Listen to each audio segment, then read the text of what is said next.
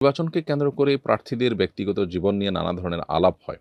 রাজনৈতিক ব্যক্তিদের সমালোচনা করলে কি গীবতের গুনাহ হবে?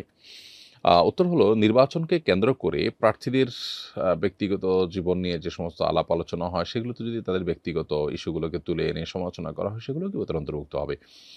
নির্বাচনে কেউ দাঁড়ালে তার গীবত হালাল হয়ে যায় না।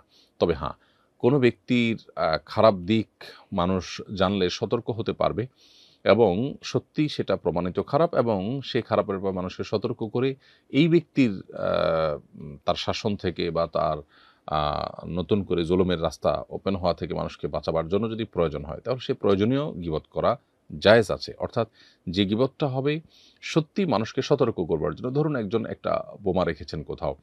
তো আপনি যদি বলেন যে অমুক এখানে বোমা রেখেছে, সবাই সতর্ক হন। তাহলে এই গীবত নাজায়েজ নয়। কারণ এটি মানুষকে সতর্ক করবার প্রয়োজনে।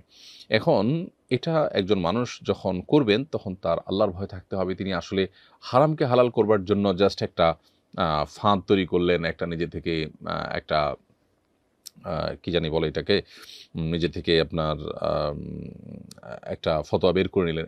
এটা যেন না হয়। বরং সত্যিই তিনি যার সমালোচনা করছেন, তার দ্বারা মানুষ ক্ষতিগ্রস্ত হতে পারে, সেজন্য মানুষকে ক্ষতির হাত থেকে রক্ষা করার জন্য করছেন। এটি হলে সেটি জায়েজ হতে পারে। অন্যথায় সেটা কিন্তু জায়েজ হবে না।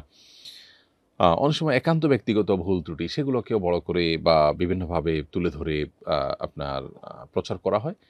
উদ্দেশ্য থাকে তাকে হেয় করা এবং প্রতিপক্ষ হিসেবে তাকে ঘায়েল করা। এগুলো সম্পূর্ণ নাজায়েজ।